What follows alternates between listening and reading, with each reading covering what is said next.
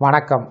இந்த வீடியோவில் 2026ஆம் ஆண்டு தமிழ்நாடு கூட்டுறவு வங்கியில் நகைக்கடன், பயிர்க்கடன் பெற்றோர்கள் சார்ந்து நகைக்கடன்கள் கூட்டுறவு வங்கியில் தள்ளுபடி செய்யப்படும் என்பது சார்ந்து 4 முக்கிய அறிவிப்புகள் வெளிவந்திருக்கிறது. இது சார்ந்து முழு விவரத்தையும் பார்ப்போம். இந்த வீடியோவை தொடர்ந்து பார்க்குறதுக்கு முன்னாடி நம்ம சேனலை இதுவரைக்கும் சப்ஸ்கிரைப் பண்ணாதவங்க இந்த வீடியோக்கு கீழே இருக்க ரெட் கலர் சப்ஸ்கிரைப் பட்டன் அழுத்தி சப்ஸ்கிரைப் பண்ணிக்கோங்க. தமிழகத்தில் 2026ஆம் ஆண்டுக்கான சட்டசபை தேர்தல் நெருங்கி வரக்கூடிய நிலையில் பொதுமக்களிடம் எழுந்துள்ள ஒரே கேள்வி, தற்போது கூட்டுறவு வங்கிகளில் 5 சவரனுக்கு குறைவான அடகு வைக்கப்பட்ட நகைக்கடன்கள் மீண்டும் தள்ளுபடி செய்யப்படுமா அல்லது செய்யப்படாதா என்பதுதான்.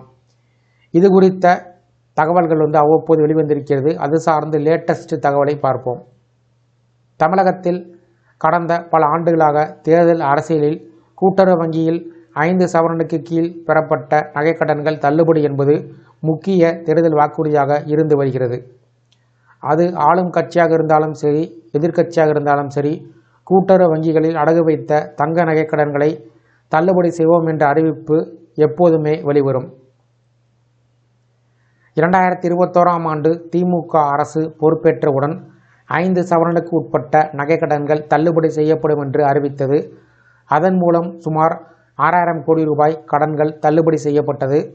இதன் மூலம் 14.5 லட்சம் நபர்கள் பயன்பெற்றார்கள். ஆனால் அதே நேரத்தில் சுமார் 30 முதல் 35 லட்சம் பேர் தகுதியற்றவர்கள் என்று அறிவிக்கப்பட்டார்கள். இதற்கான காரணம், ஒரே குடும்பத்தில் பலர் வெவ்வேறு சங்கத்தில் கடன் பெற்று இருக்கிறார்கள். அதேபோல் 5 சவரனை மீறிய கடன்கள் இருந்தது போன்ற காரணத்தினால் அவர்கள் நீக்கப்பட்டார்கள். தமிழ்நாடு அரசு இந்த 6000 கோடி ரூபாயினை ஒரே நேரத்தில் கொடுக்காமல் தவணை முறையில் கூட்டுறவு வங்கிகளுக்கு கொடுத்தது. வட்டி நிலுவைத் தொகை மட்டும் 400 கோடி ரூபாய்க்கு மேல் இருந்ததாக கூறப்பட்டது.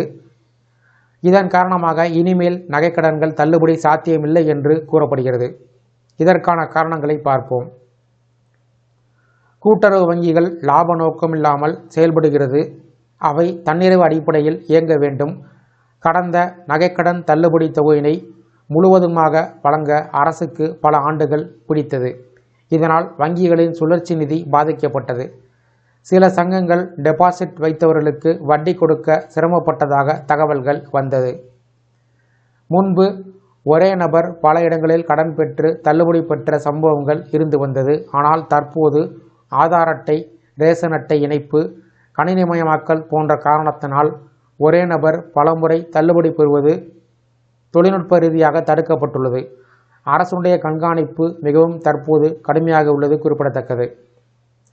தற்போது கூட்டுறவு வங்கியில் 5 சவரனுக்கு கீழ் உள்ள நிலுவை நகைக்கடன்கள் மற்றும் சுமார் ரூபாய் 20,000 முதல் ரூபாய் 25,000 கோடி வரை இருக்கும் என்று மதிப்பிடப்பட்டுள்ளது. தங்கத்தின் விலை அதிகரித்திருப்பதால் 5 சவரன் நகை என்றாலே சுமார் 2.5 லட்சம் வரை கடன்கள் இருக்கும் நிலை ஏற்பட்டுள்ளது. இந்த அளவிலான தொகையினை அரசு தள்ளுபடி செய்ய வேண்டுமென்றால் சுமார் 25,000 கோடிக்கு மேல் உடனடியாக நிதி தேவைப்படும். ஏற்கனவே மாநிலத்தின் நிதி பற்றாக்குறை அதிகமாக இருக்கக்கூடிய நிலையில் இத்தகைய 25,000 கோடி ரூபாய் பெரிய தொகையினை கொடுத்து ஈடு செய்வது என்பது மிகவும் கடினமான காரியம். நகைக்கடன் தள்ளுபடி என்பது ஒரு முறை மக்களுக்கு பெரும் நிவாரணம் கொடுத்திருக்கலாம். ஆனால் அதனை மீண்டும் மீண்டும் செய்வது வங்கியின் அடித்தளத்தை பாதிக்கும். அரசு உடனடியாக தொகையினை வழங்கவில்லை என்றால் கூட்டுறவு வங்கிகளின் செயல்பாடில் சிக்கல்கள் ஏற்பட்டுவிடும். இதனால் இனி வரும் காலத்தில் மக்கள் குறைந்த வட்டி விகிதம், சலுகை திட்டங்கள் போன்றவற்றை எதிர்பார்க்கலாம். ஆனால் வாங்கிய கடனை திரும்ப கட்ட வேண்டாம் என்ற நிலை மீண்டும் உருவாகும் வாய்ப்பு மிக குறைவு என்பதே நிதி நிலவரம் காட்டும் உண்மை. அதாவது பொதுமக்கள் கட்ட வேண்டிய வட்டி தொகையை தள்ளுபடி செய்வதற்கு வாய்ப்புகள் இருக்கிறது. ஆனால் முழு தொகை தள்ளுபடி செய்யப்படுமா என்பது ஒரு கேள்விக்குறிதான். இந்த வீடியோ குறித்த உங்களுடைய கருத்துக்களை கமெண்ட் செக்ஷனில் கமெண்ட் பண்ணுங்கள். இந்த வீடியோ பிடிச்சிருந்தால் வீடியோக்கு ஒரு லைக் பண்ணுங்கள். இந்த வீடியோவை அனைவருக்கும் ஷேர் பண்ணுங்கள். மற்றும் ஒரு பயனுள்ள வீடியோவில் சந்திப்போம். நன்றி.